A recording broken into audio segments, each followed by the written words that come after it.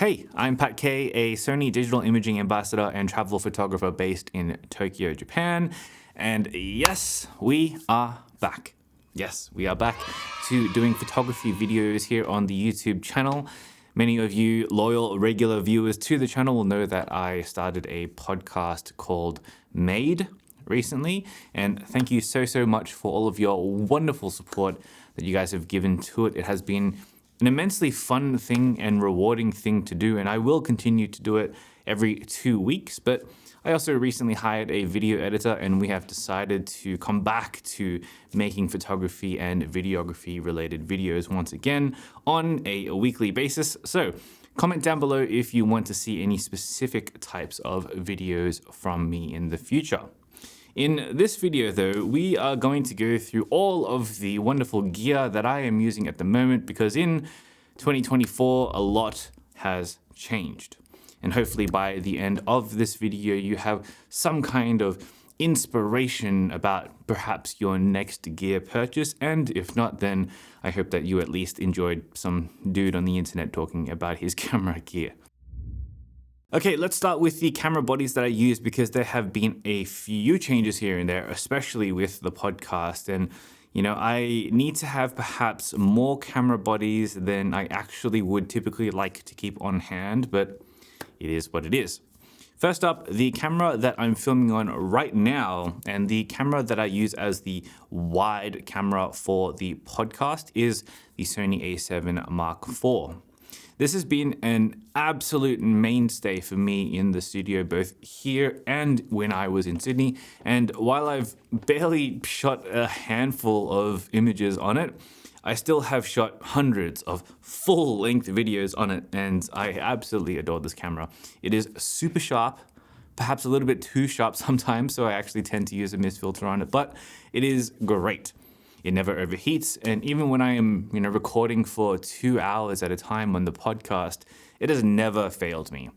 And I actually want to get 2 more of them so that I can have them both on the podcast as well, and I can replace them with the next 2 camera bodies that I'm about to talk about, which are the a7 V and the Alpha 1. So when I'm taking content seriously, like when I'm on a job or, doing something that is only ever going to happen once, or when I just feel a little bit sweaty, I always have 2 camera bodies on me at all times and 2 different lenses on those bodies so that I can then switch between them very quickly.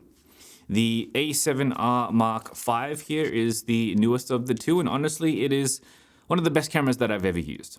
Amazing stills, amazing video, great stabilization, a fantastic tilty, flippy, bendy, thingy screen, amazing autofocus. Honestly, it's everything that I could ever want in a fully featured camera, but it's not my favorite camera to use just due to its size and its weight. But when I am taking things seriously, this camera is my very first pick. The other camera is the Alpha 1, and I still have mixed feelings about this body. I know the entire internet is absolutely ablaze with people hating on it, and the owners of the A1 being dissatisfied with updates and feature bloat with new models and such, but still, it is a great camera. It's actually my favorite sensor that I've ever used and gives me the best looking image that I've ever had. The low light performance and the detail out of the sensor is truly top tier, but things like the lack of AI autofocus, the old stabilization, the old flippy screen, and so on make it so that most of the time I am choosing this one instead. Still, these 2 cameras together are great, and I use both of them on the podcast for the host and the guest angles. Okay, if you're enjoying this little rundown so far, please hit that like button down below so that I know that you dig it, and so that I can make even more of these in the future. Now, the next camera body that I have is the A7C R, which is the new compact camera from Sony. And it has become the camera that I've been using the most recently, especially since I typically only ever bring out one body when I'm going out most of the time. It has the same sensor and autofocus as the A7R Mark V, but the body is just a little bit smaller and just a little bit lighter. It's great. Everything that I love about the A7R5 applies to this camera, aside from the screen and the stabilization and the viewfinder. But, for the size and the weight, that is a trade-off that I am more than willing to make. Now, another honorable mention here is the ZV-E1, which is another great little compact camera that I occasionally bring around with me when I want to do video only, which honestly is actually quite rare since I do both, but still a lovely camera as well. And then on the really compact side of things, of course, I have been the #1 fan of the RX series of cameras since the beginning, and the RX 100 Mark VII is, yes, still in rotation, in heavy rotation, and probably always will be. I love this thing so much, and goddammit Sony, I'm absolutely chomping at the bit for an update to this camera. And the same thing with the RX 1R Mark II as well. I use this when I am feeling a little bit fancy and want to take more life documentary style images. But man, I've been holding my breath for a very long time for an update to this one. Hopefully it comes soon. Fingers crossed. Okay, let's talk lenses because we have some changes here as well. And we can start with zoom lenses. So, kind of recently, but not so recently, at least not recently enough since my last video, Sony actually released their new 1635 G Master Mark II, meaning that the entire holy trinity of GM zooms have all been updated to the Mark II version, and as to be expected, they're all a mainstay in my kit. Now, historically, I have been a very avid 16 to 35 kind of guy, but I don't know, man. Ever since the 24 to 70 GM2 came out, it has literally not left my rotation, and it is very easy to call it my most used lens over the last year. It is sharp, it's much smaller and lighter than the predecessor, and it's such a great focal range, and I don't know. I know I'm not going to get a lot of pushback on this one because I know that most of you love this focal range.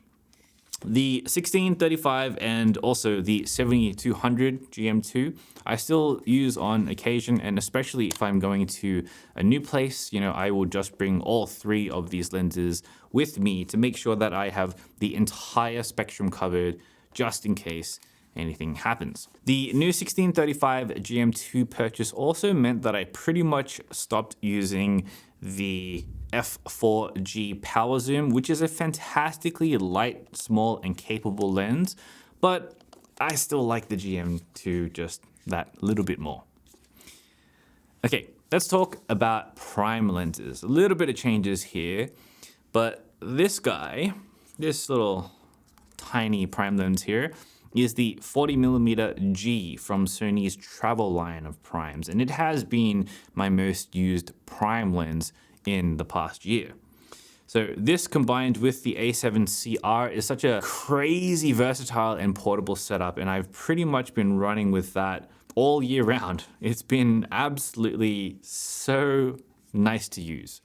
There has been a huge shift in the photography industry recently, and people getting into more lightweight and compact camera setups, and I am most certainly a part of that. But also I have been a very strong advocate for lightweight setups since the beginning. So, there's always that. Cameras like the Ricoh GR and the Fujifilm X100VI have been taking the industry by storm recently. And again, this is why I'm absolutely dying for Sony to put some better autofocus and some stabilization on the next version of the RX 1R. Please. You don't have to do very much, just a few adjustments and it will be enough for most people. Anyway, another new addition to the setup has actually been the 50mm f1.2 G Master lens, this guy.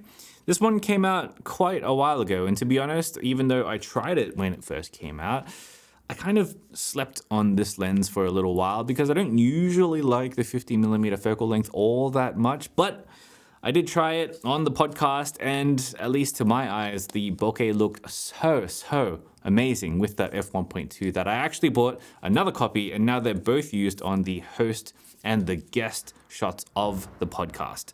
There is something about the combination of the the distance that I'm setting the cameras up at, and then the frame that I have, that when combined with the f1.2 from this lens, make it so that, you know, even a regular kind of mid shot looks so nice with extremely sharp eyes and slightly out of focus hands. You know, it's great. It's definitely a unique look and a unique lens. And then the rest of the prime lineup still hasn't really changed. You know, I've got the old school 85G master lens, which I'm waiting for an update on. I'm still using the 55mm Zeiss every now and then, especially when I'm shooting street. And then I filmed the podcast with the 35mm GM.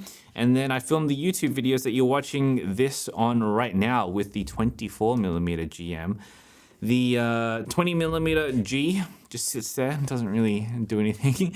And then the 14mm G Master comes out, this guy, comes out whenever I want to do astro or, you know, architecture or something that requires a really wide focal length.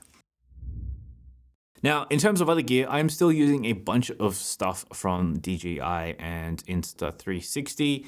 I still use my Mavic 3 as my drone, although I've flown it maybe like once, maybe twice in like the last year, just because you can't really fly in the cities here in Japan. I've also been loving the Pocket 3 for vlogging and portability, and I've also been using the Action 4 for snowboarding and onboard footage on the motorbike and, you know, all kind of stuff like that. And then I've also been using the DJI Mic 2 for audio because 32-bit float is so good. And then lastly, the Insta360 X3 for 360 stuff, although I do want to upgrade to the X4 pretty soon. And aside from that, that's it. That is all the gear that I use for creating my content. And now it's your turn. What are your favorite setups that you are using right now? Let me know in the comments below. I would love to see all of them. And if you are looking to support the channel at all, then join the thousands of students that I have for my courses, or the tens of thousands of readers that I have for my best-selling photography guides over at patk.com. I'll see you in the next video, but until then, get out there and make something that matters. Peace.